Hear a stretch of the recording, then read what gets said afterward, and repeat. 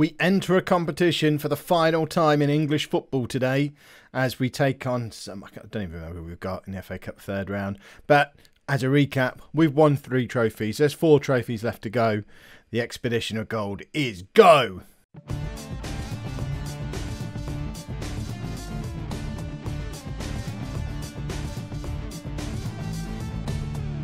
Hello and welcome to Season 22, Episode 7 of Non-League to Legend. I'm Kev, and coming up on today's episode, we are at home against West Brom in the FA Cup third round, and then at home against Man Utd in the Premier League. Since you were last with me, we seem to have forgotten that we don't beat everyone by loads of goals in the Premier League.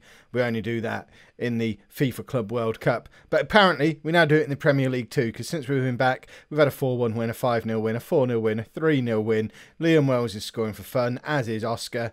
They've got like 12 goals between them since we've been back. E07 and Vendrig still exist, but they're just not the threat anymore. It's all about Wells and Oscar. This is how the Premier League table looks, and might I add, it looks delicious. We have 2 games in hand at the top of the table, and we're 6 points clear. I mean, if we manage to bottle this somehow this season, that is one of the most extraordinary bottle jobs in the history of football. Rather pleasingly as well, Jesper Eriksson, our centre-back and club captain, is currently operating with the highest average rating in the Premier League at 7.85. And Ziyech, even at 500 years old, however old he is now, is third on that list. Igor, remember what you all said about Igor, top for clean sheets. We still don't have anyone anywhere near the top goal scorers. And Vatany at Man City, he won the Ballon d'Or, by the way. We didn't win anything this year.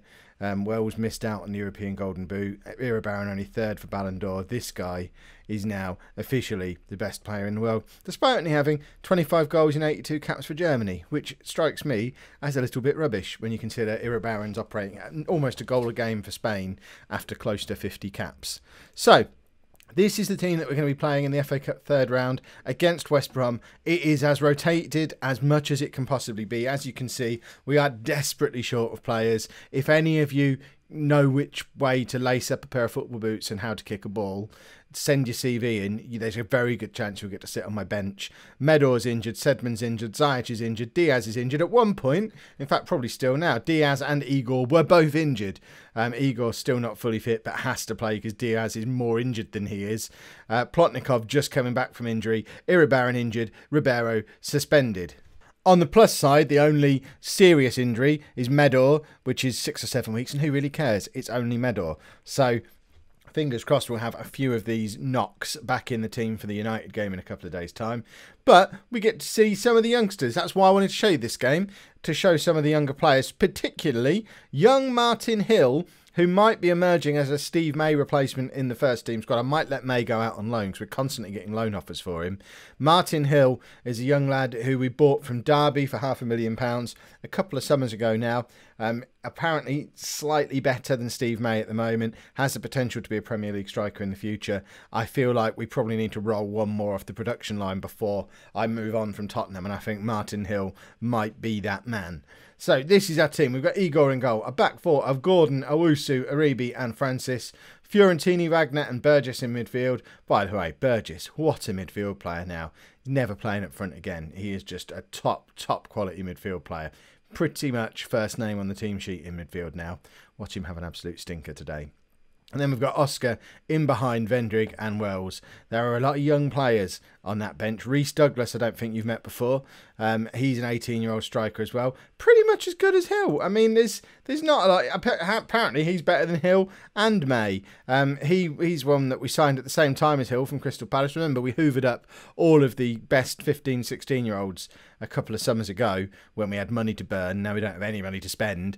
But we brought Reece Douglas in then, so he might get in the team as well. George Brannan is a little bit older and he's literally just there to make up the numbers. And we have signed a player as well. It's not anyone we went out and deliberately bought. This was set up ages ago, but we had to wait for him to turn 18. So Brian Perez is a Spanish central midfield player with 1-star current ability, 3-star potential ability. I mean, he just doesn't look very good. I forget when we actually set this one up. It might have been this summer. It might have been previous to that. But he looked good at the time. Clearly not developed the way we hoped he would. That's why he's not on the bench. So let's get into this game anyway. It's nice to have a little bit of a break from the Premier League, despite the fact we're in incredible form in the Premier League. Yes, we know Igor is not fully fit, but we like these cup games. Last couple of cup games we had, you got to watch. We scored lots of goals. It was all very pleasant, apart from the fact that I sweated my face off and almost passed out from the heat. Well, you'll be glad to know it's just as hot today. And I've already talked for the first 5 minutes of this episode without even showing you the matches. So I don't even know what league West Brom are in anymore. I'm too hot to think about it. When was the last time anyone saw West Brom? I don't remember playing them for ages. Wells is in and makes it 1-0 with his 1,000th goal, well, 16th goal of the season. It feels like 1,000 goals because most of those 16 have come since we touched down in South Korea for the FIFA Club World Cup. Clearly, Wells making up for lost time when he had that injury earlier on in the season, and he's just scoring like nobody's business at the moment. Wants to establish himself as not just the best English striker out there, which he's already done. He's already the first name on the team sheet for England, but he wants to establish himself as the #1 striker at a Tottenham Hotspur that has 2-time Ballon d'Or winner Ruben Iribarren in its midst. And at the moment, he is absolutely outshining him to the point where if we weren't leaving Tottenham this summer, I would be actively looking to sell Iribarren, if not this window, and certainly this summer, because the £100 million plus we could potentially get for him clears the club's debts, allows a lot of that money to be reinvested, not even necessarily in strikers, because we don't need more strikers. We've got Vendrig, we've got Burgess, although he's officially a midfield player now, but Wells obviously as well, plus the young lads who we've just talked about, the likes of May and Hill and Douglas, who are all hovering around the first team squad at the moment. They're probably not ready, but then we said that about Liam Wells 2 seasons ago. He's been hovering around the first team squad for a couple of years, getting valuable experience in these cup games, and now is an absolute world beater. So one has to force these players into the team at some point, and I like the fact we've basically become a youth development factory over the last few years. Remember when we first turned up at Tottenham, I was being slaughtered in the comments for not having a single English player at the club. The media on the game were moaning that I hadn't signed an English player for like 10 years because Kevin Thompson decided he wasn't English anymore. But it's a massive turnaround. We've had a huge focus on young English youth, and it's paid off. Who'd have thought? One of you should have told me at the time.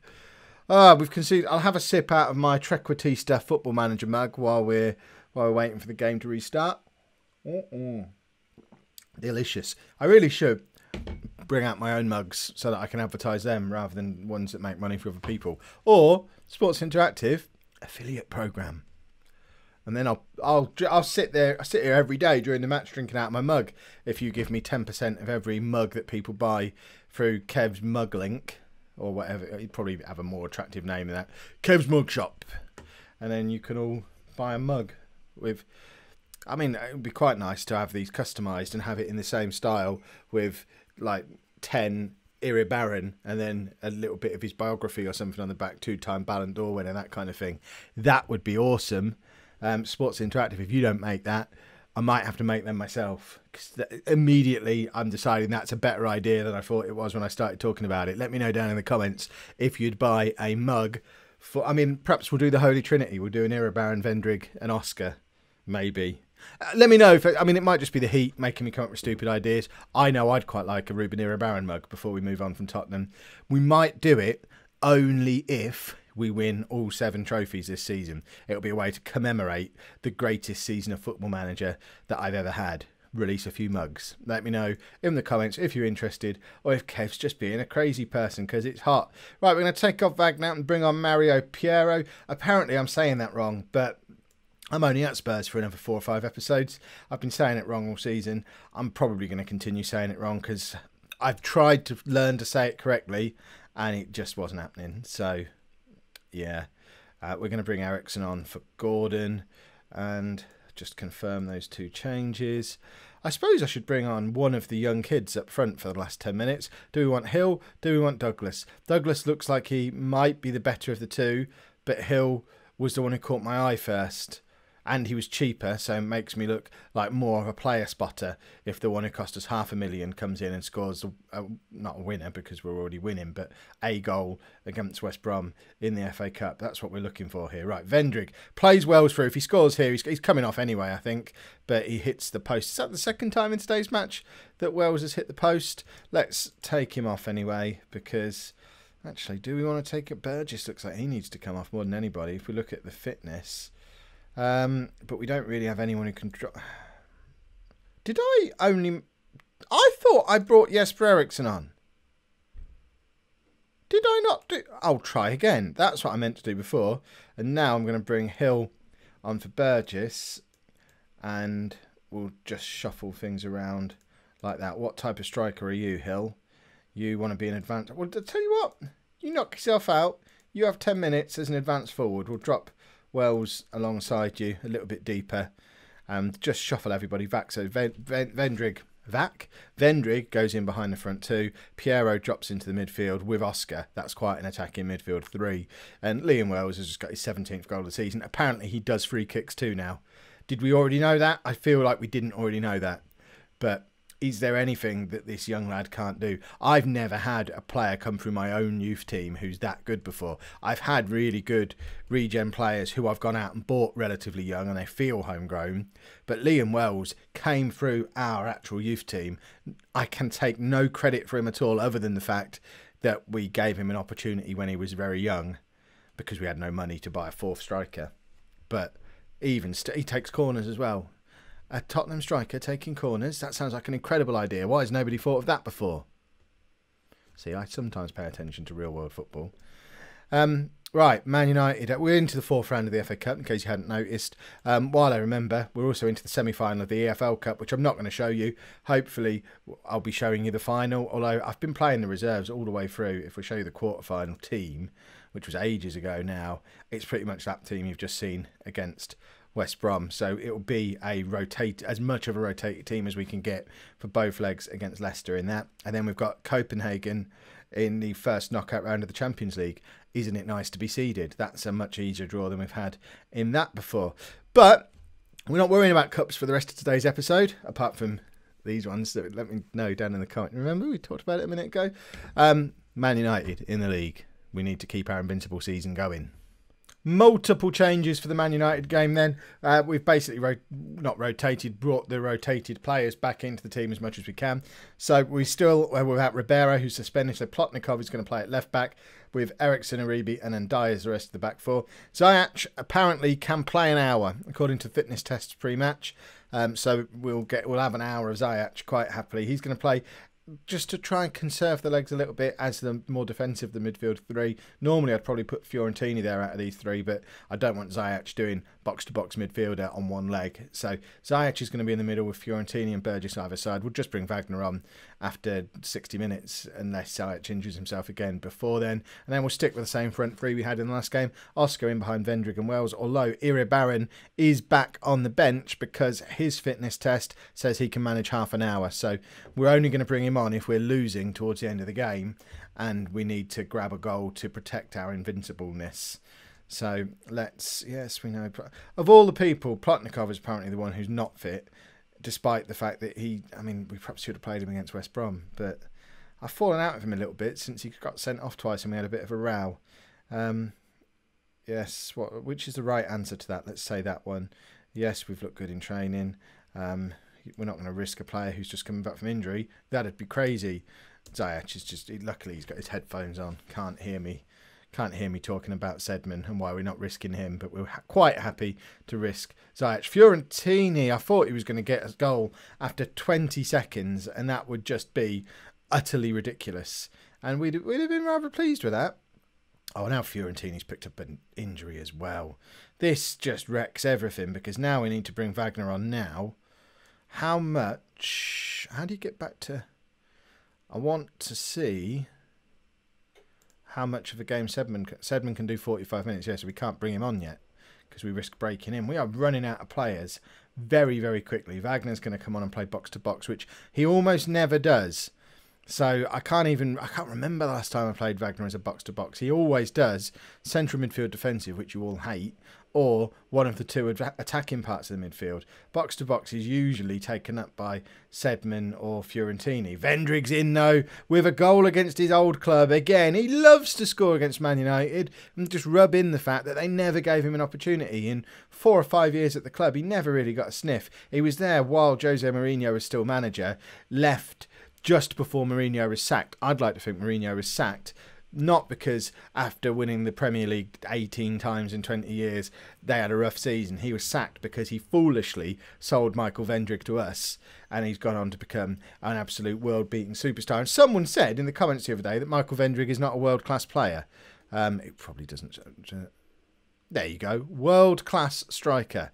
Michael Vendrick, officially world-class. The game tells me so. So, no. Yeah, it's too hot for witty banter. Let's just resort to name calling and blowing raspberries. Right, at this point, Ziyech could come off. We'll force another 15 minutes out of him because of the fact that Sedman's only got 45 minutes in him. We do have a tiny little bit of spensies. We might have to go and bring in a midfield player. We just got another 5 million for Anicic because he's now played 50 games for Bayern Munich. I wonder if he wants to come back on loan for the rest of the season. He'd be an absolutely perfect signing for us. But, in fact, same logic as with Ziyech. We need to leave Sedman sitting there like that. I'm not going to make any further changes yet. I kind of want to keep Iribarren back in case we need him late on in the game. So, probably not going to make another substitution. What I am going to do is just drop back to standard. We don't need to go too crazy. Although we've got to try and remember, Man United aren't the same Man United that we all know and love from real life, because they've been a mid-table team for the last 3 or 4 years. Stoke are the big club these days. Man United are basically the new Stoke. Vendrick with the chance to make it 2, but it goes flying over the bar, and I think we might bring Iribarren on anyway, just for these last 10 minutes. Liam Wells, after a brilliant run of form, not looking so hot today, so we'll just give Iribarren, like I say, 10 minutes at the end of the game, just to scare him a little bit into. I don't want him to think, oh, go on, let's get back into it. I want him to look over and think, oh, for goodness sake, they're already winning and now they're bringing Iribarren on. What have we got to do? And bearing in mind the man's injured, he does brilliantly to keep that ball in, but unfortunately can't get it back to a Tottenham shirt. Iribarren, I was a bit hard on him last episode, I think it was, but he has been brilliant in that run of Premier League wins that we went on. So I have to hand it to him. He's turning his season around a little bit. Wagner out to Undai, to Burgess, back to Undai. This is beautiful. Wagner, what a goal. I mean, the amount of passes leading up to Wagner's goal there, and he just shows off for you lot. That it's his first goal of the season. I don't remember the last time Wagner scored a goal when you lot weren't watching. But every now and again, he'll be on the pitch when you lot here, and he'll just do that from miles out. And yeah, now he's giving it all a look at my ears. I just scored a goal deal. Well played, Wagner. I don't know how you're still at the club. The amount of players who've come and gone in the time you've been a substitute for us. You've got quite the collection of medals for someone who's never been a first-team regular, never will be a first-team regular. But you've been here since the beginning of time, it feels like. He's managed to amass 37 caps for Brazil as well. I wouldn't mind betting they're probably all substitute appearances. But he's been here 5 years, just hovering about, never being a first-choice player.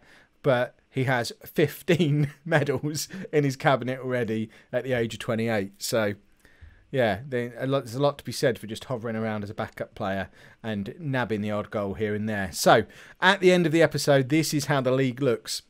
Now, we're officially down to just 1 game in hand, but remember, everybody else is about to play now. So we're going to go back to 2 games in hand by the end of today. But as it stands right now, 1 game in hand, 9 points clear at the top of the league. Surely even I can't blow it from here. If you've enjoyed that, please make sure you pop a like on there for me. Subscribe to the channel if you'd like to see more. And thank you very much for watching.